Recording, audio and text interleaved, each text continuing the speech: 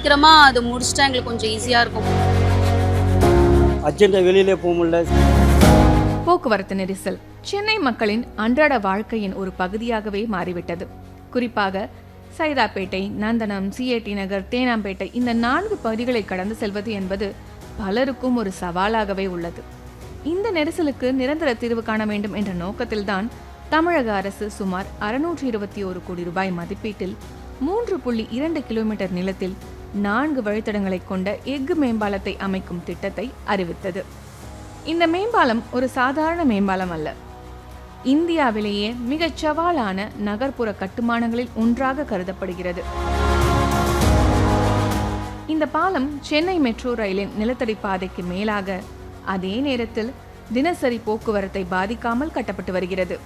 ஒவ்வொரு தூணையும் மிக துல்லியமாக பொருத்த வேண்டிய கட்டாயம் ஏற்பட்டது. 2023ஆம் ஆண்டு இறுதியில் இந்த திட்டத்தின் கட்டுமான பணிகள் தொடங்கின. 2025ஆம் ஆண்டிற்குள் பணிகளை முடிக்க திட்டமிடப்பட்டது. ஆனால் நிலத்தடியில் இருந்த குடிநீர் குழாய்கள், மின் கம்பிகள், மெட்ரோ பாதுகாப்பு விதிமுறைகள், இரவு நேரங்களில் மட்டுமே மேற்கொள்ள முடிந்த பணிகள், மழைக்கால பாதிப்புகள் என பலவற்றின் காரணமாக இந்த திட்டம் பல முறை தாமதமானது. ஆனால் இன்று இந்த திட்டம் இறுதி கட்டத்தை நோக்கி நகர்ந்து கொண்டிருக்கிறது. ஆமாம், சரி, ஒழுங்காக வாங்கிட்டாங்க. 2 வீலர் போக முடியல, சுற்றினு வர வேண்டியிருக்கு.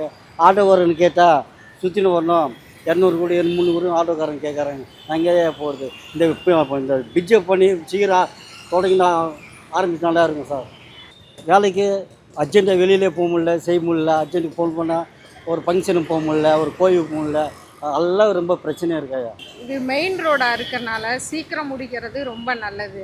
நான் ரொம்ப நாளாக அந்த ஒர்க்கு போயிட்டே இருக்கனால பீக் ஹவர்ஸில் ரொம்ப கஷ்டமாக இருக்குது டிராஃபிக்கு. அது எவ்வளோ சீக்கிரம் முடிக்கிறோமோ அது முடிச்சுறது நல்லது. ஆமாம், டிராஃபிக் அதிகமாக இருக்கனால எக்ஸ்ட்ரா பேமெண்ட்டு கேட்குறாங்க. கொஞ்சம் மேற்கொண்டா 50 ரூபா போட்டு கொடுங்க, 30 ரூபா போட்டு கொடுங்க எங்களுக்கு அப்படின்னு சொல்லிட்டு கேட்குறாங்க.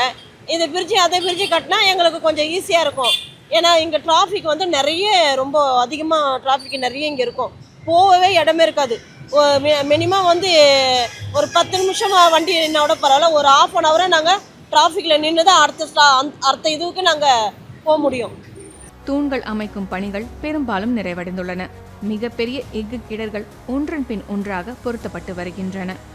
இது மட்டுமல்லாமல் டெக்ஸ்லாப், கான்கிரீட் தளம், தார் சாலைகள், பாதுகாப்பு தடுப்புகள், மின் விளக்குகள், வடிகால் அமைப்புகள் என இறுதிக்கட்ட பணிகள் மிக வேகமாக நடைபெற்று வருகின்றன. இந்த மேம்பாலம் திறக்கப்பட்டால் என்ன மாறும்? சைதாப்பேட்டை முதல் தேனாம்பேட்டை வரை இன்று சிக்னலில் காத்திருக்கும் நேரம் கணிசமாக குறையும். பயண நேரம் சுமார் 20 முதல் 30 நிமிடங்கள் வரை குறையலாம். எரிபொருள் சேமிப்பு அதிகரிக்கும். காற்று மாசுபாடு குறையும். ஆம்புலன்ஸ் உள்ளிட்ட அவசர சேவைகள் வேகமாக செல்ல முடியும். அலுவலக ஊழியர்கள், மாணவர்கள், வணிக நிறுவனங்கள் என ஆயிரக்கணக்கான மக்கள் நேரடியாக பயனடைவார்கள். ஆமாம் சார், நான் ரொம்ப நாளாக பார்த்துட்டு இருக்கேன். இந்த பக்கம் நான் ஒரு 8 மந்த்ஸாக வந்துட்டு இருக்கேன். 8 மந்த்ஸாக இந்த ஒர்க் நடந்துட்டு தான் இருக்கு. அது கொஞ்சம் சீக்கிரமாக அது முடிச்சிட்டா எங்களுக்கு கொஞ்சம் ஈஸியாக இருக்கும் போகிறதுக்கெலாம்.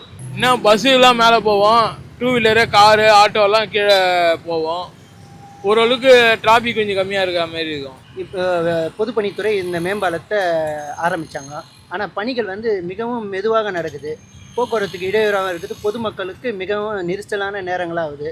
பணிச்சுமையும் அதிகமாகுது இந்த பகுதியால். உடனே விரைந்து இந்த புதிய அரசானது விரைந்து கட்டி கொடுத்தா பொதுமக்களுக்கு போக்குவரத்து நேரம் மிச்சமாகும். அவங்களுக்கான பெட்ரோல் செலவு மற்ற இதர நேரங்களும் விரையாகாமல் பாதுகாத்துக்க முடியும். ஒரு நகரத்தின் வளர்ச்சியை அதன் சாலைகளை தீர்மானிக்கின்றன.